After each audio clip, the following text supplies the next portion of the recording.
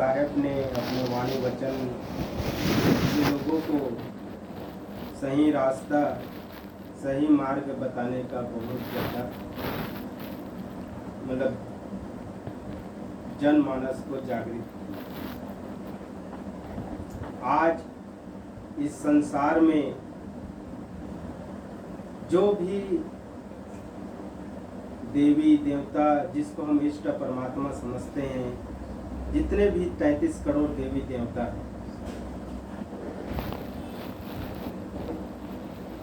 ये जो इन लोग का जो रास्ता है, मार्ग है, यह जो मार्ग है 84 लाख योनि से छुटकारा देने वाला मार्ग नहीं है।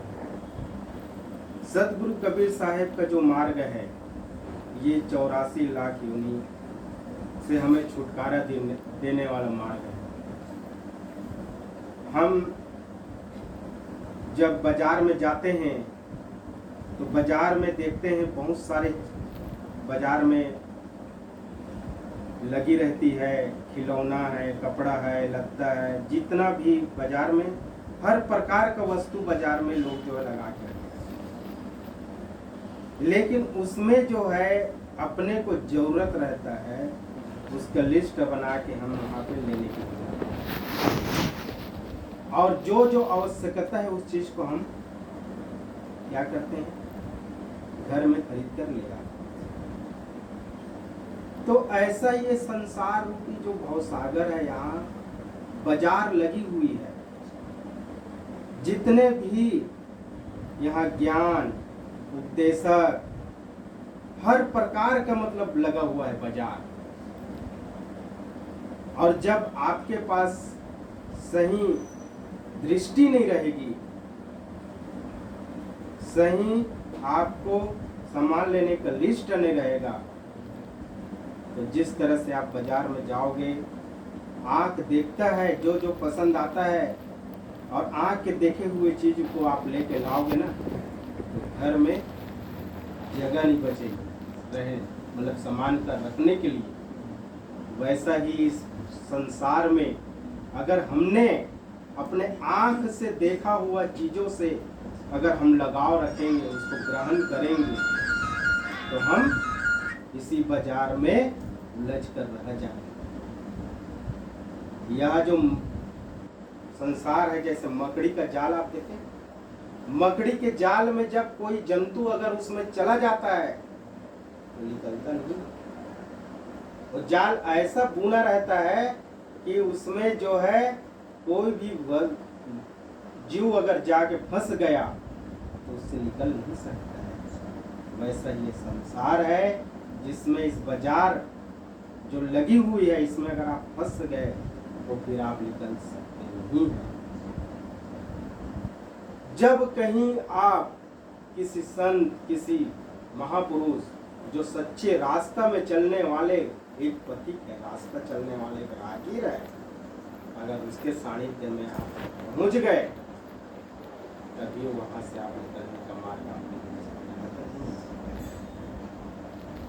है। और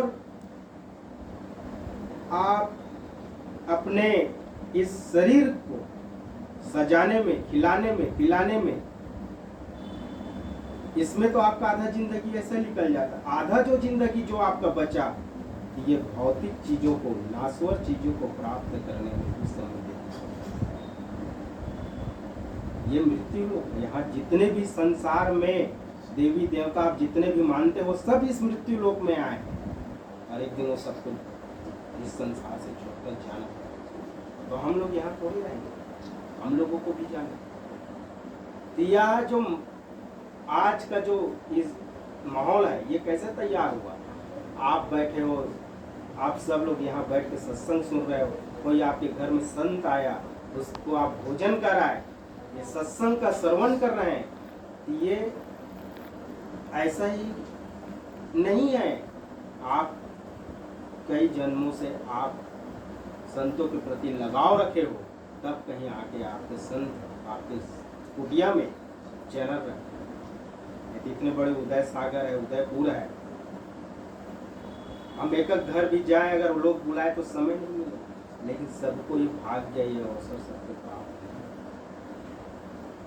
आगे यात्रा बहुत लंबी है और इस यात्रा को जो है अगर आपने सही रास्ता सही मार्ग पकड़ लिया तो आपको गंतव्य अच्छा मिलेगा। इसलिए साहिब का जो मार्ग है इसको जानो, इसको पहचानो और इस पे चलने की आप कोशिश करो। इस संसार में और कोई दूसरे मार्ग है नहीं है जो आपको इस भव सागर से पार लगा सके। इतना कहकर मैं अपने वाणी को इनके नाम देता हूँ। साहेब की जय।